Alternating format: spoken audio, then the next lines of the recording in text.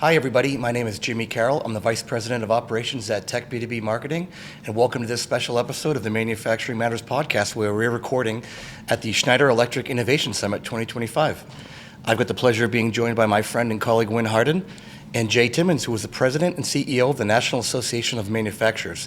Jay, thank you so much for taking the time. We very much appreciate it. It's great to be here because, as you say in the title, manufacturing matters, right? Yes, Sure indeed. does. Yeah. Sure does. So let's jump right in then. What are you most excited about in manufacturing today? You know, that's kind of a loaded question, Jimmy, to be honest, because there is so much potential in manufacturing. You know, at the National Association of Manufacturers, our number one job, I should say, is really focusing on the policies that make manufacturing competitive in the United States, make sure that we are the global powerhouse.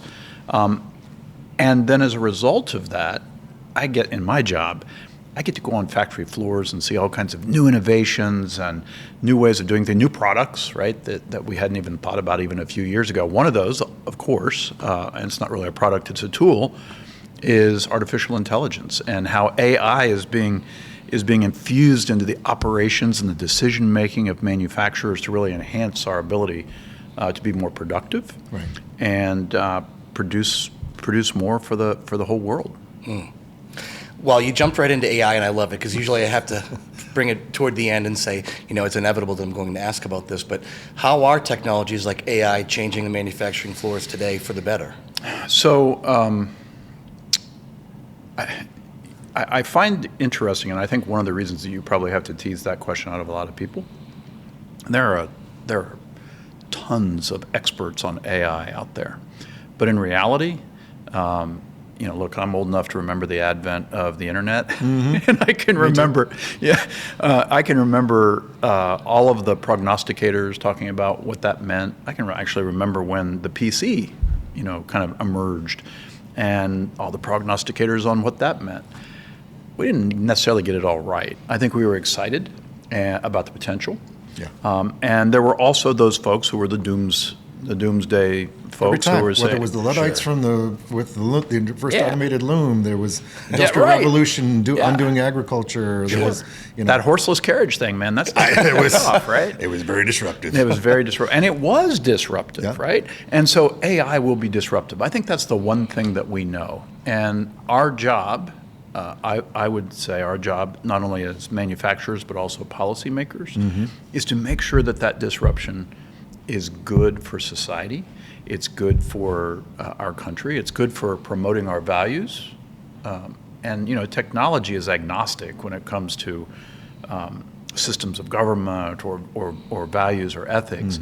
We have to make sure that all of those things are part of what we're asking AI to do and to be a part of. So my whole point on this is, I don't know that we know yet what all the great news is going to be, or all the positive things for AI is going to be. What I can say is what manufacturers are doing right now, and we find about 50% of manufacturers are using AI in their systems. That number will be 60% next year. It'll jump to 80% by the year 2033. And they're using it for, in many cases, kind of basic things, right? So making productivity more efficient and effective, helping make decisions on logistics and how to get something somewhere quicker and less expensively. But I think really this, you know, sounds pretty trite, but I think the sky's the limit on where we're going to go with this, as long as we're really focused on ensuring the right outcomes.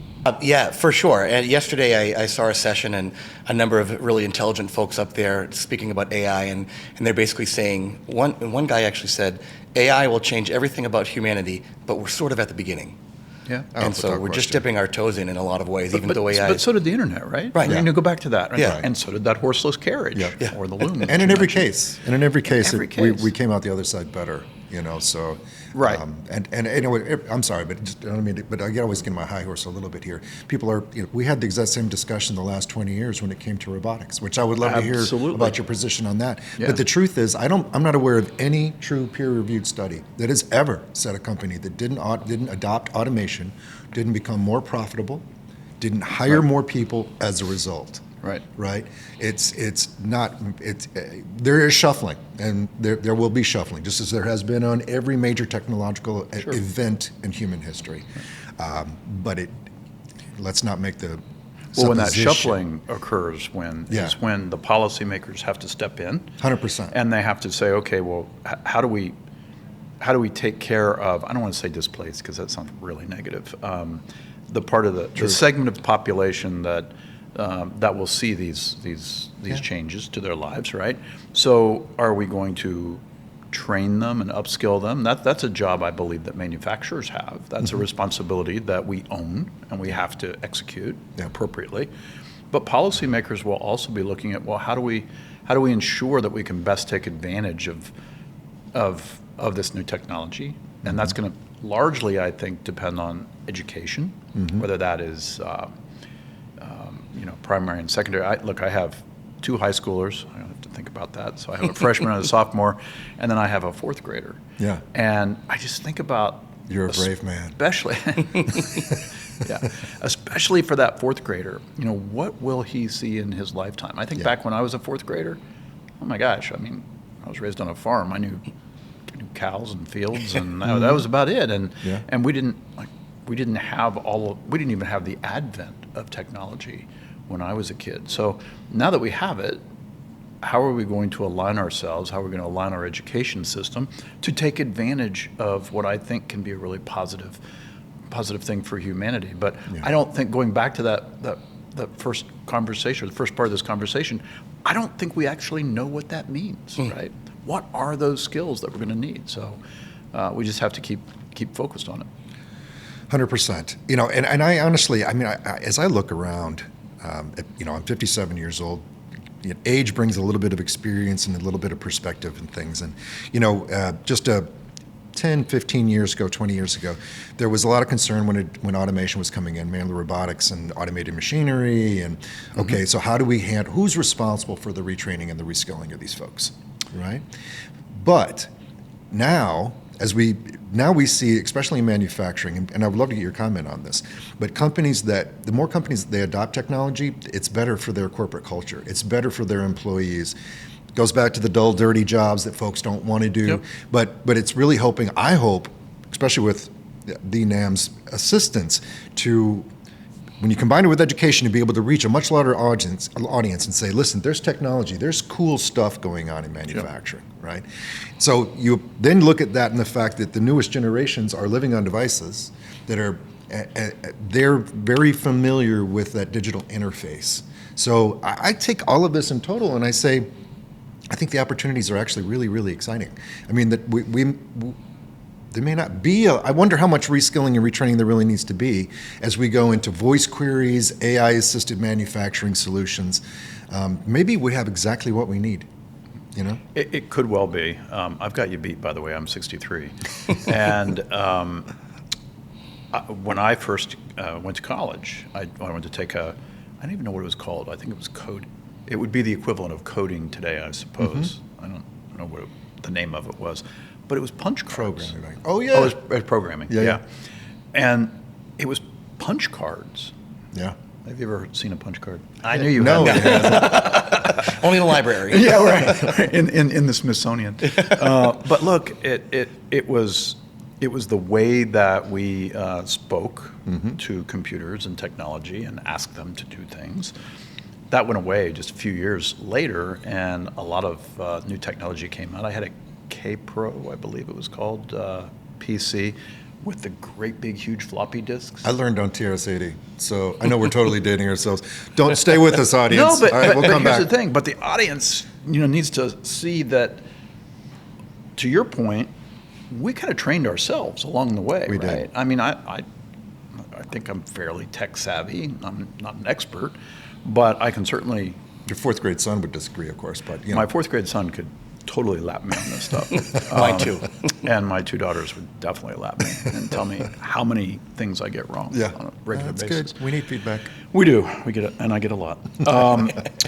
But I'm not sure whether we do need to change kind of our educational model or not, but I do know that as new technologies, and this has been the case for several decades, as we employ new technologies within our manufacturing operations, we do have that obligation as employers to help future-proof those jobs, right? Yeah. And to upskill folks. And look, I believe in kind of self-awareness, and manufacturers and business in general, we weren't really good at that.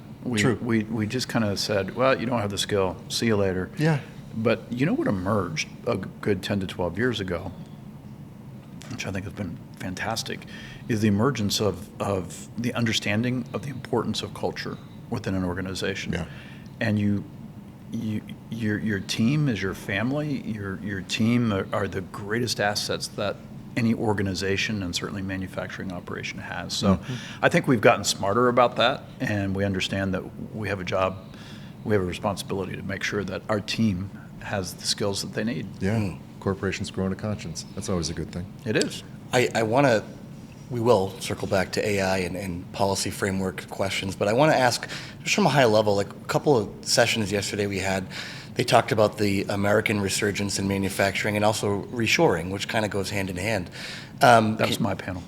Yeah. Okay. So He loved it, but Yeah, right. And I love to hear it. Couldn't get enough of So I'm looking to hear your thoughts on it and see sort of what do you expect from manufacturers in the near term, like 2026 and beyond? Yeah, it's a great question, Jimmy. And let me just say that, look, I don't like to put things in partisan terms, but sometimes you kind of have to, right?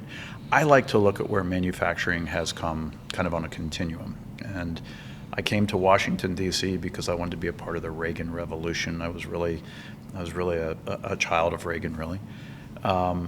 And I think back about the things that he did. And by the way, he was a very strong proponent of immigration into the United States, which, you know, if you leapfrog ahead and you realize how important that is to our workforce needs of today, it's kind of fascinating. Yeah.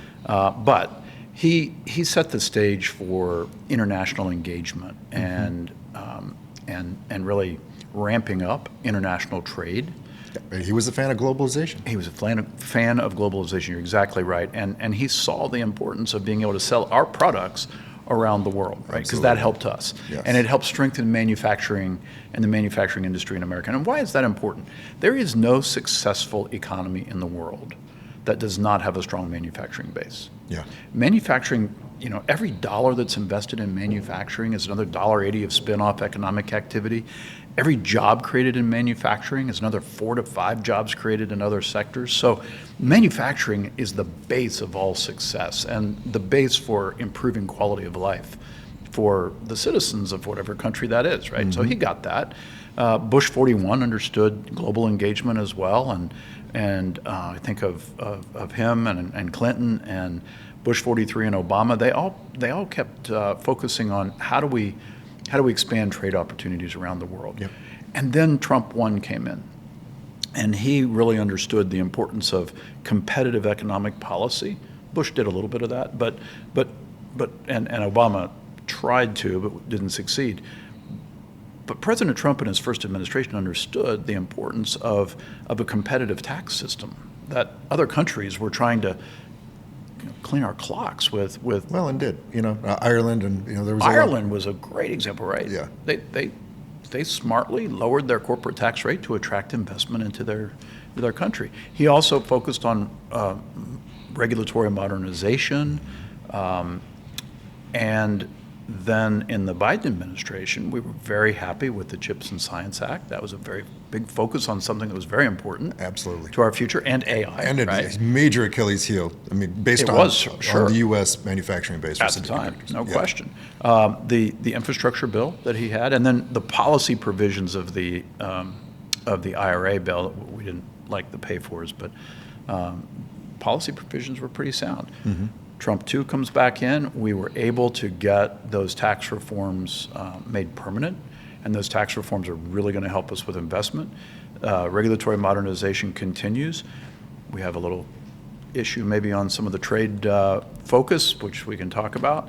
And frankly, we have a problem with workforce development. We've got 500 or 400,000 open jobs in the sector today. That grows to 2 million by the year 2033. Yeah. And that's before any success comes from the president's focus on growing manufacturing. So And that's just in the manufacturing space. Oh, that's just manufacturing. Yeah. So There's millions. Yes, and, exactly. and frankly, one of the problems, since you asked, one of the problems with our broken immigration system, as the focus becomes pushing people out of the country, that is creating vacancies in other sectors of the economy.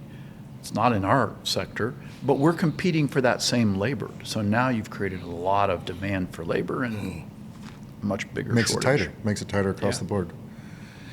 In a recent post you were talking about, and we've already touched on the concept of AI, but you said that to be successful in AI, we need to be successful in energy. You want to expand on that just a little bit for us? And that was one of the other areas, frankly, that this administration has focused on. And Jimmy, your original question was, are you seeing manufacturing growing in the United States? So I'm going to answer both of those questions Sweet. at the same time. Yeah. We're seeing a lot of optimism in the sector, but I think that optimism is pent up. And one of the things that I'm concerned about is, because we don't have certainty on the tariff policies. We know the president is a fan of tariffs. He's made that very clear. So it doesn't, opining on that really doesn't matter one way or the other. But what I can say is it makes it difficult for manufacturers who want to grow manufacturing capacity to actually build that capacity, because there are some products that we can't get to actually put in a manufacturing facility. So I'm seeing right now what I would call the great pause.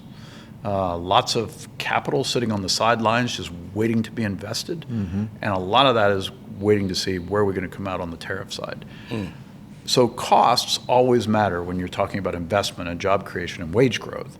And then to your point on energy, the lower the cost of energy, the better it is for any manufacturer. We use 20% of the nation's energy output. That is before the advent of AI. Right. And we've got to have, and this is what the Schneider Innovation Summit is really focused on, is the need to increase the amount of power that we have available to run these systems, whether they're in our homes or whether they're in manufacturing facilities or hotels or wherever they might be. We're going to have a massive increase in demand for electricity supply over the next few years. We may have the ability to produce an all-of-the-above energy strategy to pull in the components necessary or the products necessary to create electricity, but we don't have the grid capacity to do what we need to do. T&D is a real problem. Yeah. Before we bounce, and I know we don't have a lot of time with you, so I want to make the most that we can for it. Are there any discussions at the federal or at the federal level about, was it 579 accelerated depreciation of capital expenditure? Because I know we're talking about tariffs, but it wasn't too long ago that if you were making capital expenditures into a manufacturing plant, you were able to write those down quicker. So there's bonus depreciation, which I think is what you're referring to. Okay. There's interest deductibility. Those are provisions that were made permanent in this bill, which is really great. And that will, again, that is adding to the optimism. That adds to. That's part of the big, beautiful bill we're talking about in that case. Of HR 1, that's right. Okay. So if you invest in the United States, you can write off that investment, which is great, right? Instead of depreciating it over time. But again, you got to have the capital to do it. And that's where that great pause comes in. It's like, perfect example is I have a manufacturer who wants to invest here in the United States. She has a small manufacturing facility, and I think it's counterintuitive to say it's small when I tell you what she wants to invest. She wants to invest $100 million on new equipment to build, or actually to improve her manufacturing facility, to make her more efficient and productive, grow manufacturing here in the United States. But with tariff policy, that same equipment would cost $140 million. And so she said, look, I don't have the capital. I don't have a way to invest that much money. So I never like to take a problem to the White House without having a solution. So the National Association of Manufacturers produced a plan called the Manufacturing Investment Accelerator Program, which says if you have to import something, a critical input, to build manufacturing facility here in the United States, you get a speed pass to make that item duty-free. Because the truth is, if you turn on every machine here in the United States, as good as we are, you can only produce about 84% of the critical inputs necessary Right. to build a new manufacturing operation. So think critical minerals, think specialized machines, those types of things. So at least 16% will have to be imported, Yes, sir. and that's going to cost extra money, and that's not going to work. Yeah, I mean, she's either making trades compromises in terms of productivity, capacity, competitiveness. There's, Right. So hopefully that new program can help I shape hope some so. of that stuff. And- up. and That's look- been proposed at this point. We're working with folks within the administration to Awesome. to get some lift on that. And look, the biggest thing that manufacturers need is certainty on anything. Yes. Which is why the tax policy, the regulatory policies are so important. Yeah. And we need to see the same on trade. Make decisions. The NAM recently released a report that is super relevant to a number of the sessions I've seen here in the last couple of days, and it was on shaping the AI-powered factory of the future. And given all the different discussions that you've probably taken part in, you have taken part in, and that I've seen throughout these couple of days, what does that look like to you, and what are some of the major takeaways, I guess, from this report? Yeah, so just happen to have it here. What Jimmy. are the chances? What are the chances, right? But we released this probably about a month ago, I guess, because going back to the very first part of the show, there are a lot of people who like to talk about AI but really don't understand it. Yeah. And that includes a whole lot of members of Congress. And so Not known as the most tech-savvy group. well, look, I mean, I give them credit, right? They understand that this can make us really competitive. So, but they don't know how to really harness it. So we worked with Congress, we worked with the administration. In fact, most of our proposals were adopted in the White House's AI report. But things like ensuring that we don't have a patchwork of regulations on AI, right? We need to look at this from a holistic federal perspective, because as you can imagine, Massachusetts might have a different view of it than, say, my home state of Virginia, where I can say is probably the most tech-heavy state in the country outside of perhaps California or maybe Texas. Other things that we need to think about with AI is how do we use the data? How do we protect privacy?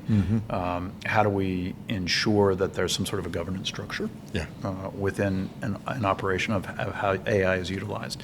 So those are a few of the questions that I think we're all asking ourselves right now. And the good news is I think there are going to be leaders that emerge, meaning policymakers, who can help shape that in the right way. Any indications what agency might take the lead on this? Be DOC, Department of Commerce, something else? Well, things are a little in flux sometimes at the federal level right now. Yes. Well, does that ever change?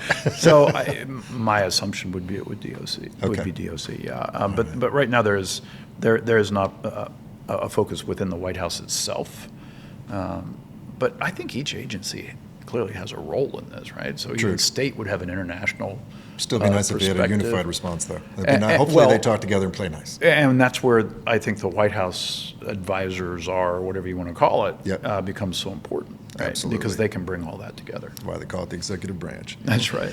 Jay, I know we're running out of time with you today. Is there any one kind of takeaway, leave behind you want to share with the audience before you bounce? Well, listen, I think there's probably nothing more important than sharing stories. So those folks who are involved in manufacturing, whether you're the CEO or you're the plant floor manager or you're on the line, whether you've been there for a year or you've been there for 40 years, you got to tell the story. So the story I told you about the entrepreneur that wants to invest $100 million in machinery, right?